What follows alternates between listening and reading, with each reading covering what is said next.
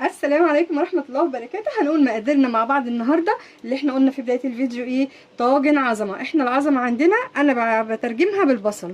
البصل ده هو اللي بيظبط الدماغ وبيخلي البني ادم كده حاجة مية مية.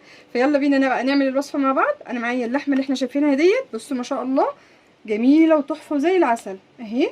انا هقطعها مكعبات، وهقطع البصل اللي معايا حلقات كده، اجنحه تمام زي ما احنا شايفين. ومعايا جزره بالظبط انا بشرها جزره واحده. تعالوا بينا بقى نمشي خطواتنا واحده واحده مع هنود عشان يطلع مننا احلى طاجن يعدل الدماغ. يلا بينا. بسم الله. نبتدي نقطع اللحمه بتاعتنا. هناخدها كده مكعبات حلوه مش صغيره، عشان لو كشت هي ان شاء الله مش هتكش، تبقى الحته ايه معقوله. بسم الله. انا مره عملت لكم الطاجن ده بقطع صغيره، اللي هو بتاخديها المعلقه فيها اللحمه فيها البصل فيها كل حاجه. احنا المره دي بقى عاملينه اكل فطار لينا، فهيبقى ايه، عايزين اللحمه تكون حجمها متوسط اهو زي ما احنا شايفين كده. بصوا اهو ده الحجم اللي انا عايزاه. تمام يا حبايبي، كل سنه وانتم طيبين. رمضان بيحب التنوع، ومش كل يوم فراخ فراخ بط بط، لا لحمه سمك. سمك في رمضان السمك بيبقى تحفه برضو. اهي هقطعها زي ما احنا شايفين كده. بسم الله. فنخلي بالك من ايديكي اهو. اللحمه دي يا جماعه تحفه تحفه تحفه اهي، اللي انا كنت وريتها لكم لما اشتريتها من الجزار في الجزاره من عند العابد، مش المجمدات، الجزاره. تمام اهو. ارجعوا الفيديو العابد هتلاقوني انا موريها لكم اهي. بسم الله. بصوا جمال اللحمه، يعني عايزه تاكل نيه. اكمل بقى بقيه التقطيع ونرجع نكمل الطاجن بتاعنا. اوعوا تنسوا اللايك والشير والاشتراك في القناه وتفعيل الجرس. اهم حاجه اللايك يا شباب، عشان خاطر الفيديو يترفع وناس كتيره تشوفه زيكم. تمام. هكمل بقى التقطيع وارجع لكم. ونيجي بقى يا حبايبي للبصل بتاعنا. انا عايزاه اجنحه زي ما قلت لكم، او متقطع شرايح صغيره. انا هقطعه كده. تمام. بسم الله اهو.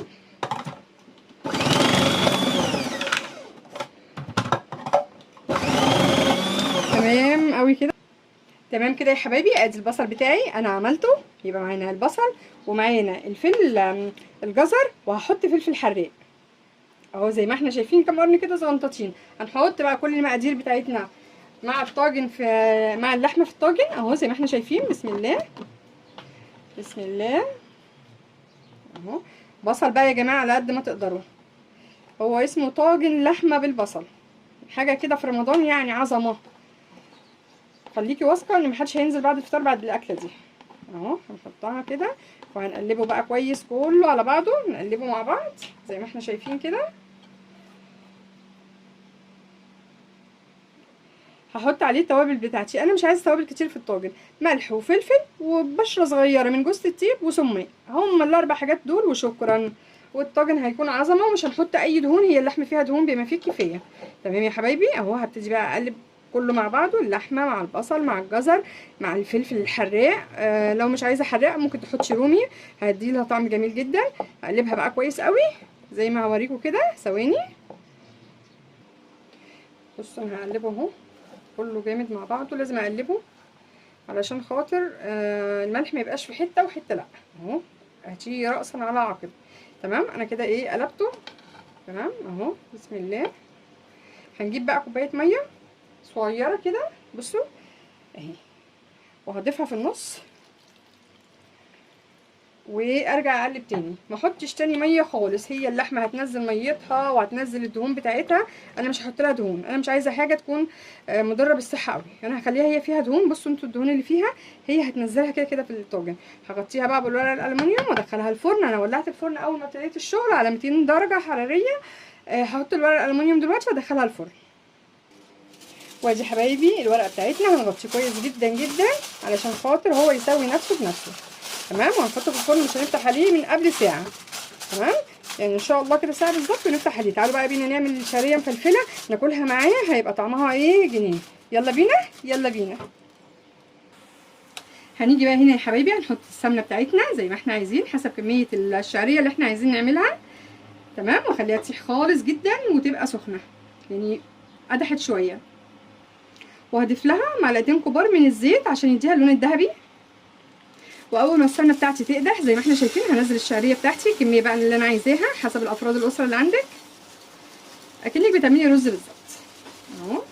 تمام كده، هقلبها بقى كويس لغايه ما اوصل للون الذهبي الجميل بتاع الشعريه. كده انا وصلت للون اللي انا عايزاه. بصوا اللون ده يا جماعه اللي هو اللون الذهبي الفاتح. تمام، وهحط بقى التوابل بتاعتي ملح وفلفل اسمر ومرقه فوريه وارشهم عليهم واديهم تقليبه. تمام ايوه كده، بسم الله. بتاعتنا على طول كوبايه الشعريه بتاخد كوبايه الا ربع ميه، اقل من الرز شويه. واهو حطينا الميه بتاعتنا ونقلبها كويس قوي قوي عشان ما يبقاش فيها حته ملح وحته لا. تمام اهو، ونغطي عليها بقى ونتقابل ان شاء الله مع الطاجن بتاعنا العظمه والشعريه الجميله. ما تنسوش اللايك والشير والاشتراك في القناه، اهم حاجه اللايك يا بنات. تمام، اوعوا تنسوه. يلا بينا بقى نتقابل في التقديم، يلا بينا. تعالوا بقى نعمل احلى سلطه على ما الطاجن بتاعنا والشعريه الجمال يطلعوا. ده لبن سلطه، انا مش عارفه اللبن السلطه ده هو ايه اصلا على فكره، يعني مش عارفه هو لبن رايب ولا ايه. عامه هو لبن سلطه بيتباع كده لبن سلطه.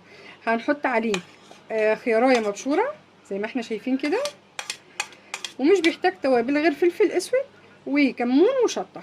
شكرا اهو. وهو عليه خل وعليه كل حاجه متهيألي ان هو طعمه مش محتاج حاجه اهو. واقلبه بقى كويس مع بعضه كده، واحلى سلطه لبن سلطه اهو. بسم الله. طبعا الشطه لو مش حباها ما تحطوهاش، احنا حاطين بزياده كمان لان احنا بنحب الشطه زي ما انتوا اهو.